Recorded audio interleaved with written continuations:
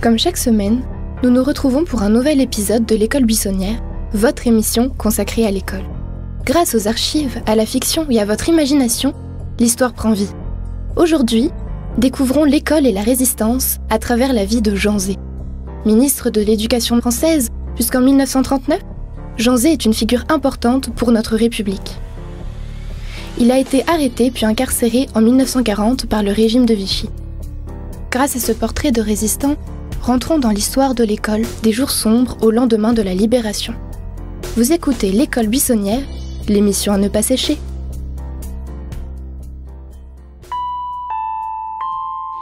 Jean Zay, date de naissance 1904, né à Orléans, ancien ministre de l'Éducation, arrêté en 1940 pour désertion.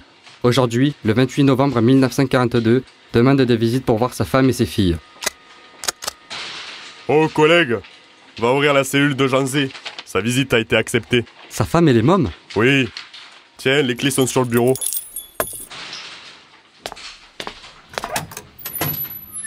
Hé, réveille-toi, on t'attend là. Bonjour mes chéris, content de vous voir. Jean, enfin, papa, tu m'as tellement manqué. Moi aussi Hélène, raconte-moi comment ça va. Comment ça se passe à l'école? L'école se passe bien, mais c'est plus comme avant. Qu'est-ce qu'il se passe? Y a-t-il un problème? Maintenant, on est obligé de saluer le drapeau chaque matin et de chanter la Marseillaise. Et il y a les instituteurs qui ont changé aussi. Monsieur Denis n'est plus mon professeur. Comment ça? Du jour au lendemain, il était plus là. C'est Monsieur Martin qui l'a remplacé. Archives départementales du Tarn, code 506 W302. Lettre de Monsieur de Neisse. On me met en marge de la communauté. C'est peut-être normal et nécessaire et salutaire. C'est en tout cas légal. Mais je suis un homme, je suis une personne, j'avais un métier. Est-il possible de jeter ainsi impunément quelqu'un à la rue, sans une forme de procès? Il faut en tout cas qu'on sache bien le drame que cela fait. Le drame que cela est. On me prend mon métier. Or ce métier ne se sépare plus de moi-même. Et c'est un arrachement que j'éprouve. J'étais devenu mon métier, et on m'arrache à moi-même. Et alors? Il est pas bien ce monsieur Martin? Non, il dit que si on a perdu, c'est à cause des Juifs et de toi.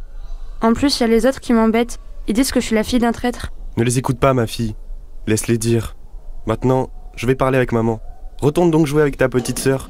Oui papa, j'y vais. Comment ça va depuis la dernière fois? Ça pourrait aller mieux. T'étais au courant de ce qui se passe à l'école? C'est très inquiétant, mais j'essaie d'abord de protéger nos filles. Hélène t'a raconté qu'ils doivent écrire des lettres à Pétain? Actualité française. 13 février 1942. Au musée Galliérin, M. Lamiran vient inaugurer l'exposition des dessins envoyés au maréchal Pétain par les écoliers de France. Tous les petits ont voulu répondre à l'appel qui leur avait été adressé. Tous ont voulu montrer au maréchal leur ville, leur village, leur maison et lui raconter ainsi par une image leur vie de tous les jours. Autre émouvante moisson, par d'innombrables lettres, les tout petits ont adressé au maréchal des témoignages fervents de l'amour qu'il porte au chef de l'État. Par grâce spéciale, une écolière de France, peut-être la plus jeune, a été admise à porter elle-même au maréchal sa lettre patiemment, tendrement composée. C'est plus de 2 millions de lettres qui ont été acheminées vers Vichy de tous les coins de France. Le 28 janvier, le maréchal visitait à l'improviste l'auberge de la jeunesse de Bellerive où avait lieu le triage de ce gigantesque courrier. Le chef de l'État, par sa présence tant attendue, tant souhaitée, vient ainsi apporter à ces jeunes cœurs l'espoir dans les destinées de la France de demain. Ce n'est pas possible. Il se prend pour Mussolini. Malheureusement. On a même demandé à ta fille de faire un exercice au sujet de la raison pour laquelle l'Europe est unie contre le bolchevisme. Et puis quoi encore? Bientôt, entre deux dessins, on leur demandera leurs intuitions sur le bolchevisme, le matérialisme et les lois de l'économie. C'est tout bonnement ridicule. Oui, la France pour laquelle on s'est toujours battu est en train de disparaître. Sais-tu que Pétain a pris la parole? Dans ses mots se sont dessinées sa nouvelle France, et pour la construire, sa nouvelle école. Qu'a-t-il dit? Il dit qu'il faut s'attacher à détruire le prestige de notre culture livresque. Pétain méprise toutes nos valeurs, la laïcité, la liberté de penser, le culte de la science, et même la foi dans le progrès. Pour ça, il doit détruire l'école républicaine. Regarde, c'est paru hier dans le journal. C'est un extrait du discours de Pétain. Alors, voyons cela. Nous ne devons jamais perdre de vue que le but de l'éducation est de faire de tous les Français, des hommes ayant le goût du travail et l'amour de l'effort. Des automates. Leur idéal ne doit plus être la sécurité d'un fonctionnarisme irresponsable, mais l'initiative du chef, la passion de l'œuvre et de sa qualité. Mais il se prend vraiment pour Mussolini. Allez là, c'est fini, retourne dans ta cellule. À très vite, mon amour. Au revoir, ma chérie. En 1942, le régime de Vichy se durcit, mais dans le même temps, l'école est le théâtre des premières actions de résistance. 17 juillet 1942, prison de Riom. Oh, tu as vu ma puce? Comme le saule que nous avons planté dans le jardin de la prison pousse bien. Tu devrais l'arroser en repartant. Il a soif. Oui, papa, j'y vais. Tu sais, Léon est resté quelques jours ici, au premier étage. Léon Blum? Oui, il m'a transmis un message d'espoir, grâce à un prisonnier chargé de balayer nos cellules. Mon chéri, ne désespère pas. Rends-toi compte de tout ce que tu as apporté à l'éducation. Et en si peu de temps.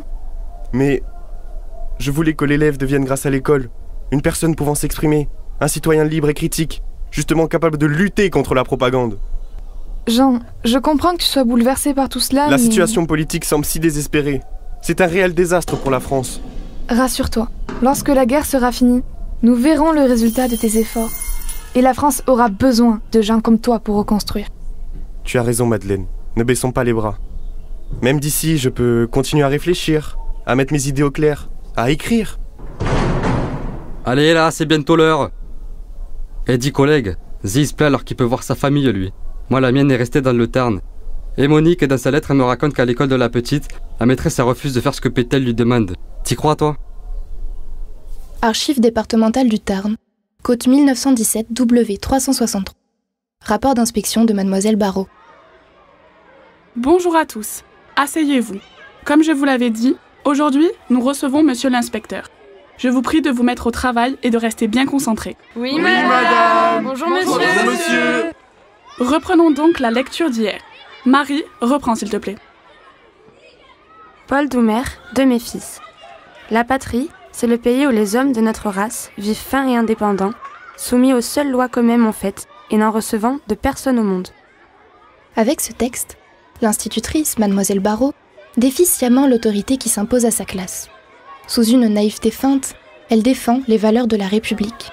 Mais l'inspecteur ne l'entend pas de cette oreille. Dans le rapport d'inspection qu'il rédige, il consigne la sottise de cette institutrice. Il note « La classe débute par une leçon de morale, la patrie, etc. etc. Mademoiselle Barrault donne lecture d'une page de Paul Doumer, extraite de Deux mes fils. Et il est évident qu'elle n'en a guère médité le sens et la portée. Si elle l'avait fait, elle aurait sans doute supprimé des passages tels que ceux lus par cet enfant. La leçon se poursuit, purement formelle, telle en ces heures tragiques. Elle n'avait pas d'écho, elle est incapable d'engager les enfants dans l'action. » Retour à la cellule de Janzé. Et puis tu sais, on voit certains profs résister à leur manière à travers la France. Un peu partout, des enseignants refusent d'appliquer les consignes données par le ministère. C'est-à-dire? C'est quoi cette affaire? Dis-moi en plus.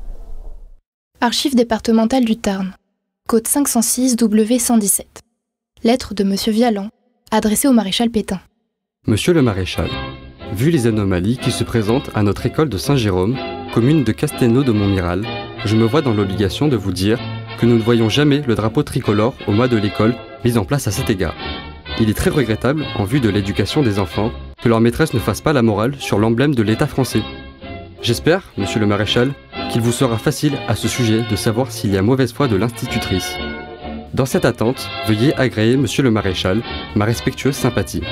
Un des vôtres de Verdun, cordialement, monsieur Vialan. Je vois. C'est très bien. Le mouvement prend de l'ampleur, mais ce n'est pas suffisant. Cette affaire est loin d'être finie. La cour de la prison de Riom, 18 juin 1944. Mon chéri, je vois bien que tu es tourmenté. Quelque chose te tracasse? Tu as appris une mauvaise nouvelle dont je ne suis pas au courant? Non, non, ça va. Je me sens un peu fatigué. J'ai peu dormi cette nuit. J'ai beaucoup écrit. Je comprends, mais je sens bien qu'il y a autre chose. Ne me mens pas, on s'est toujours tout dit. Et tu sais que c'est très important. Madeleine, rien de grave. On m'a dit que je serais transféré bientôt. Tu sais où est-ce qu'il t'emmène? Je ne veux pas que nous soyons de nouveau séparés. Je ne sais pas encore. Mais pourquoi font-ils ça? C'était prévu dans ton jugement? C'est incompréhensible. Ça se passe comme avec Dreyfus. Tu as raison. C'est la même chose que ce qui lui est arrivé. Ils nous ont condamnés pour les mêmes raisons. Une soi-disant trahison nationale, espionnage ou désertion. N'importe quoi. Je ne suis pas condamné pour ce que j'ai fait, mais pour ce que je suis. Un citoyen qui s'est battu pour l'égalité à l'école. Leur justice mortifère. Tout ce que les maurassiens détestent, c'est ce qui n'est pas maurassien. En plus, j'ai prêté le flanc avec mon poème le plus célèbre, Le Drapeau. Ce poème d'adolescent? Tu étais en colère, comme nous tous, après cette boucherie de Première Guerre mondiale. Écoute, terrible morceau de drap coulé à ta hampe. Je te hais, férocement. Oui, je te hais dans l'âme. Je te hais pour toutes les misères que tu représentes. Que tu es pour moi de la race vile, des torches-culs. Tu verras, en 2015, ils me le reprocheront encore. Tu t'inquiètes pour rien. 2015, c'est bien trop loin pour que ça te rende malade. Comment veux-tu que ça ne me rende pas malade quand j'entends tout ce que tu me racontes de l'extérieur? Céline, qui occupe la place dans les journaux, pendant que moi je croupis ici en prison. Ce Céline qui hurle sa haine à qui veut l'entendre. On n'entend plus que ça. Cette haine exprimée au grand jour. Cette haine criée. Cette haine hurlée à nos oreilles. Je vous ai, je vous ai, je vous ai. Et moi, Jean, je vous aime. Ma chère Madeleine, que serais-je sans toi? Je vais y aller. Hélène, on rentre. Dis au revoir à papa. Au revoir papa, à bientôt. Au revoir mon chéri. Attends, tu peux prendre ce que j'ai écrit cette nuit. Mais comment? Discrètement, dans le landau. À bientôt mes amours, rentrez bien. Prison de Riom, 20 juin 1944. Bonjour mon ami, je suis Charles Devel, et je viens pour effectuer le transfert du déserteur Jean Zé. Ah, c'est vous monsieur Devel. Exact. Les papiers sont valides. C'est bon, vous pouvez l'embarquer. Zé! Dépêche-toi, c'est l'heure du transfert. Je commençais à m'attacher à lui, mais bon, vous savez comment ils sont. Jean Zé a peu dormi la nuit précédente, rongé par l'inquiétude. Il regarde une dernière fois sa cellule froide et sa petite cour, qui abrite désormais de jeunes plantes. Il n'a aucune idée de ce qui l'attend. Mais une question le tourmente plus que tout. Va-t-il vivre et revoir sa femme et ses filles? Toute cette ignorance qui l'angoisse trotte dans sa tête pendant qu'il avance dans ce couloir qui lui semble interminable. Vous allez bien? Je tente de dormir. Voyez-vous, cette nuit ne m'a pas été agréable. Mais vous ne pouvez pas comprendre. Écoutez Jean, je ne suis pas celui que vous pensez. Comment ça? On est venu vous délivrer et vous emmener dans le maquis le plus proche. Là-bas, vous y serez à l'abri. Jean reste muet. Pourquoi lui? Pourquoi le sauver quand tout l'accable? Il a raison d'être méfiant car ses accompagnateurs, Charles Devel, Pierre Cordet et Henri Millou, ne sont pas des résistants, mais des miliciens. Il pense à ses filles et garde l'espoir de les retrouver bientôt. Ah, je crois qu'on arrive, enfin. On va devoir marcher un peu, hâtez-vous. Maman, on a une lettre de papa. Mon cher petit amour bien-aimé, voici la dernière étape, celle qui sera brève et au bout de laquelle nous nous retrouverons, unis et tranquilles dans notre bonheur avec nos filles. Elle était inévitable. Il faut la supporter avec courage et confiance, avec une certitude entière et une patience inébranlable. Ainsi je ferai, même loin de toi, même sans nouvelles. Chacun de nous restera plus près que jamais de la pensée de l'autre et lui inspirera à distance toute sa force. Je te confie mes filles et sais comment tu les garderas. Je te confie papa, dis-lui surtout de n'avoir aucune inquiétude d'aucune sorte. Tu le rassureras pleinement, ainsi que Jacqueline. Je pars plein de bonne humeur et de force, si sûr de mon destin et de ma route. J'ai le cœur et la conscience tranquille, je n'ai aucune peur. J'attendrai, comme je le dois, dans la paix de ma pensée, l'heure de vous retrouver tous. Je t'écrirai dès que je le pourrai, mais pour 100 raisons peut-être resteras-tu longtemps sans nouvelles. Tu pourras, au bout de quelques semaines, si tu le juges à propos, en demander par l'ambassade. Consulte aux besoins des amis. Mais quoi qu'il arrive, pas d'angoisse, pas d'inquiétude. Chaque heure nous rapprochera du bonheur retrouvé. Embrasse papa, Jacqueline, pour moi de tout mon cœur et dis-leur confiance. Serre dans tes bras mes petites filles bien-aimées. Je t'aime, mon amour, de toute mon âme. J'emporte le réconfort de notre entretien de dimanche. Je suis fière de toi. Je te dois déjà 13 années de profond bonheur. D'autres nous sont dus. Je t'aime et t'étreins sur mon cœur. À bientôt. Zé, à genoux. Tu t'arrêtes ici. On va peut-être perdre la guerre, mais toi tu n'en verras pas la fin. Vive la France!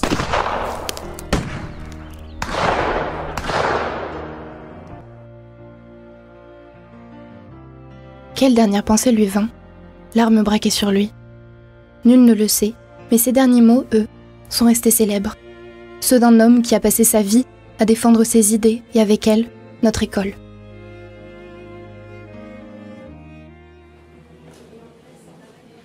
Cours d'histoire, année 2023. Bonjour à tous, installez-vous. Aujourd'hui, nous allons traiter d'un thème particulier, l'école pendant la Seconde Guerre mondiale. Donc l'école du maréchal Pétain, issue du régime de Vichy, et bien sûr l'école résistante. Est-ce que vous connaissez Jean Zay? Ouais. Oui. Oh, très très bien, que savez-vous de lui? Jean Zay, c'était le ministre de l'Éducation avant Vichy. Ouais, mais il était juif et du coup il a été arrêté. Et il a fait de la prison, je crois. Et il a été tué par la milice aussi. Oui, c'est ça. Mais alors, qu'est-ce qu'il a fait pour l'école? Qu'on a encore aujourd'hui par exemple? Il a mis beaucoup de choses en place, comme le PS, c'est lui. Et tout ce qui est travaux manuels aussi, pour que les élèves puissent développer d'autres capacités. Ah oui, les sorties scolaires. Genre au théâtre, cinéma et tout. Mais oui, exactement. Qu'est-ce qu'il a fait d'autre? Et le CNRS aussi. Et c'est quoi le CNRS? C'est le Centre national de recherche scientifique. Mais il a fait tellement de choses, mais j'ai l'impression que personne ne le connaît, et que personne ne sait tout ce qu'il a fait. Il a été ministre des Beaux-Arts aussi. Et c'est lui qui a créé le Festival de Cannes en 1939. Oui, il a démocratisé les classes supérieures, et il a ouvert l'enseignement secondaire, qui était réservé seulement aux familles les plus privilégiées. C'est super ce que vous m'avez dit là. Et comment vous savez tout ça? L'année dernière, en première, on a participé à un concours au sujet de l'école, et on a décidé... C'était l'École buissonnière, l'émission à ne pas sécher.